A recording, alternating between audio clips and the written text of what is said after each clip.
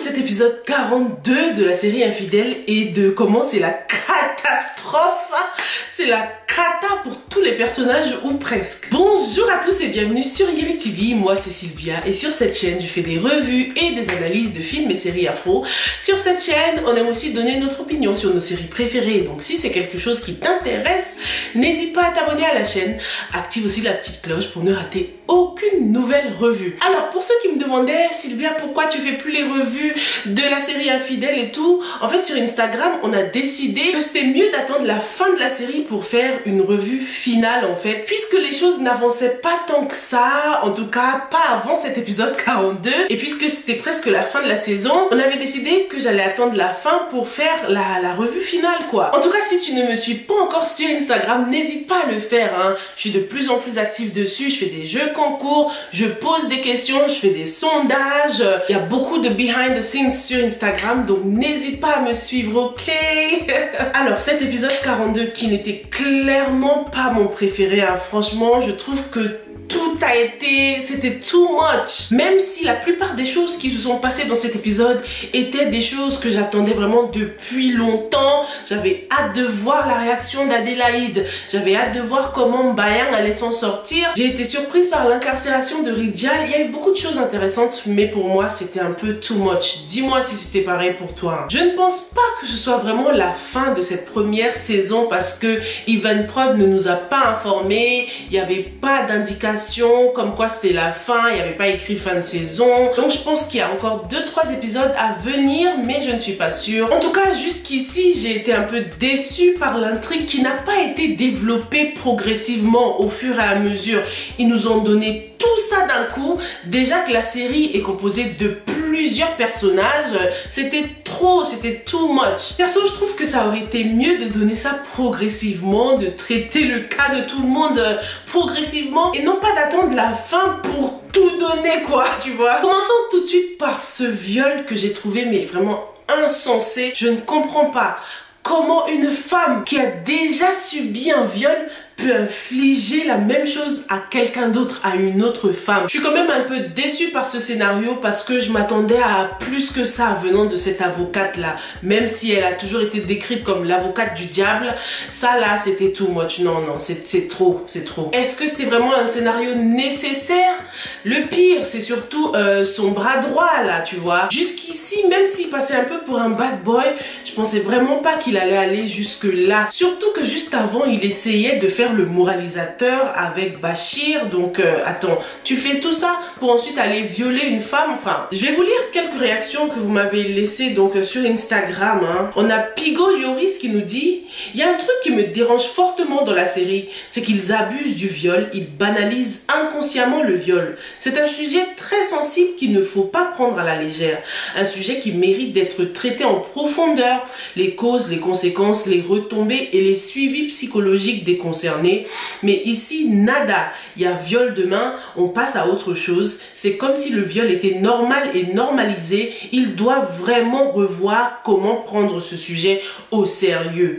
Dis-moi dans les commentaires ce que t'en penses hein. On a une réponse intéressante de Dukans Fatoumata justement qui nous dit: bonjour, je pense justement qu'il nous le présente comme la société le considère pour dénoncer cette banalisation. Franchement, c'est un sujet délicat et je trouve que c'est vraiment un bon débat là. Est-ce que tu trouves que dans la série, le viol est banalisé ou est-ce que justement tous ces scénarios, c'est pour nous le présenter, c'est pour nous présenter le viol comme il est considéré dans la société? Perso, ce scénario, je le trouve juste irréel. J'ai jamais vu un truc comme ça. Et sérieusement, j'ai du mal à croire qu'une chose pareille puisse arriver dans la vraie vie. Une femme qui a décidé de tourner la page, qui a subi le viol, qui est devenue avocate, qui veut avancer dans la vie, décide parce qu'elle a peur que sa réputation soit salie, parce qu'elle a peur que Kumba la dénonce, décide de s'en prendre à la virginité d'une femme qu'elle considérait autrefois comme sa sœur.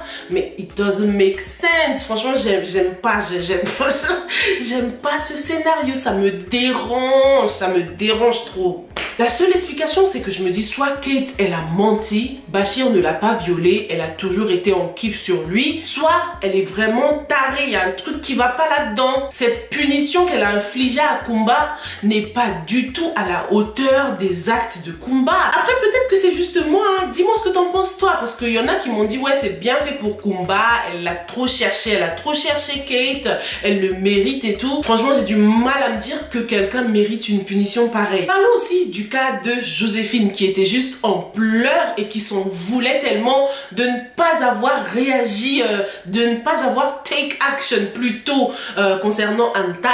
On a vu comment elle pleurait, j'ai kiffé son jeu d'acteur hein, dans cet épisode là. C'était hyper crédible, hein. Elle s'en voulait tellement de ne pas avoir cru en la vidéo de Anta. Mais je trouve que pour ce scénario là, c'est fair play tu vois. À ce stade de la série, Joséphine connaît assez Anta, elle sait très bien que des fois elle manipule les gens. Du coup c'est pour ça qu'elle pensait que c'était une plaisanterie, même si franchement tu vois une vidéo comme ça, tu réagis directement, peu importe que ce soit une blague ou pas tu vois. On a aussi vu le cas de Nilan et Meissa. Donc Nilan a enfin rajouté 1 + 1 = 2. Elle a enfin compris qu'il y avait un lien entre Meissa et Djibril, mais le plus important là c'est que Meissa lui ne sait pas encore que Djibril est son fils hein, et c'est très dommage. J'aurais beaucoup aimé que Meissa découvre la vérité, que la vérité sorte de la bouche de Djibril, peut-être lorsqu'il était en train de crier au secours, qu'il crie le nom de sa mère, qu'il crie maman, Djibor, si tu m'entends aide-moi, sauve-moi, et puis Meissa se dit hein Djibor, toi aussi tu connais une Djibor. Mais du coup là c'est toujours le suspense, moi j'attends toujours lorsque Meissa va découvrir que Djibril est son fils. Donc je reste sur ma faim pour ce scénario là. Alors Mbayang, non mais ce qu'on peut dire au moins c'est qu'elle est restée dans son personnage hein, celle qui ne veut pas que sa réputation soit salie, parce que dans des épisodes précédents on a bien vu qu'elle n'aimait pas lorsque la sœur de son mari la croisait dans des lieux publics. Mbayang c'est une cachotière, elle tient à sa réputation, donc on comprend qu'elle ait eu peur du fait que son mari connaisse la vérité maintenant et tout, mais de là à le tuer, c'est extrême. Bon, dans cette série, il y a toujours des surprises, donc peut-être que l'un des personnages est en train de rêver, parce que là, c'est trop là. Pourquoi est-ce qu'elle a décidé que le pilon était la seule solution? Dis-moi ce que tu as pensé de ce scénario. Est-ce que tu penses que Mbayang est en train de rêver, ou est-ce que c'est Abdou qui est en train de rêver? Mbayang, je la pensais beaucoup plus maligne que ça, donc s'en prendre comme ça à son mari, non, c'est pas du tout la meilleure solution. C'est trop vulgaire, et puis s'il est décidé là, comment elle va faire pour transporter le corps et tout, Mbayang elle s'y prendrait d'une autre manière, tu vois, une manière beaucoup plus subtile, comme lorsqu'elle a fait boire le fameux bissap qui a rendu Booba impuissant. Je vois bien Mbayang s'y prendre comme ça, tu vois. Mais ce que je me dis aussi, c'est que peut-être que c'est bien la réalité, et ce meurtre, elle va le mettre sur le dos de Booba. Booba va porter le chapeau, parce qu'on voit bien que là Booba c'est pas le Booba du début hein, c'est pas Booba qui disait ah Booba man c'est fini tout ça. Booba est impuissant, et peut-être qu'il va être accusé de meurtre si Mbayang est maligne, parce que c'est un personnage malin hein. Elle est représentée comme une femme très maligne, donc peut-être qu'elle va lui faire porter le chapeau, qui sait. Qu'est-ce que t'en penses? En tout cas dans ces derniers épisodes on a donc vu qui était la fameuse fille que Booba a tant aimé, il était amoureux d'elle à la folie. Est-ce que tu crois que Booba a compris qu'il était vraiment devenu impuissant, ou est-ce qu'il se dit que c'est juste l'effet de cette fille sur lui quoi, parce qu'il l'a tellement aimée, du coup il perd ses moyens lorsqu'elle est dans les parages quoi. Mais moi en tout cas je veux voir Ami finir avec Booba hein. Ami et Booba c'est le couple choc, même si ça va tourner en rond, j'espère qu'à la fin ces deux-là vont finir ensemble, parce qu'ils se méritent. Ami c'est mieux qu'elle retourne chez Booba, parce que de toute façon là son mariage avec son cousin là c'est dead. Parlons aussi donc de Adélaïde et Sophia. Oh my god, si tu savais depuis quand j'attends ça. Non mais j'espère que Sophia va pas mourir hein. C'est trop facile, et moi je veux qu'elle souffre. T'as vu tout ce qu'elle a infligé à sa sœur? Ce serait trop facile de la faire mourir comme ça, même si c'était une scène très symbolique hein. Les deux sœurs qui finissent sur le lit conjugal avec Bachir, très symbolique, belle mise en scène, j'ai vraiment beaucoup aimé, mais c'est trop facile. Et c'est trop facile aussi pour Bachir. Ouais, il va aller en prison parce qu'il aura tué Sophia, c'est trop facile. Je pensais aussi que Amar allait jouer un rôle beaucoup plus important que cela. Il était tellement sur la bonne voie pourquoi l'avoir fait regresser encore? Il est retourné à son personnage d'avant, hein, Amar le maladroit. Je pensais vraiment que c'était lui qui allait aider Adélaïde à voir clair dans tout ça. Je pensais qu'il allait faire beaucoup plus de chantage à Bachir aussi. J'ai été un peu déçue par l'évolution de ce personnage là, malheureusement. Celui qui n'a pas évolué non plus, c'est Capo, hein. J'espère vraiment qu'on aura beaucoup plus de surprises dans la saison 2 avec Capo. Peut-être un Capo qui a enceinté une fille par exemple et qui du coup se voit obligé de devenir responsable, tu vois. En ce qui concerne la sœur de Ridial, je suis déçue aussi parce qu'elle n'a pas beaucoup progressé.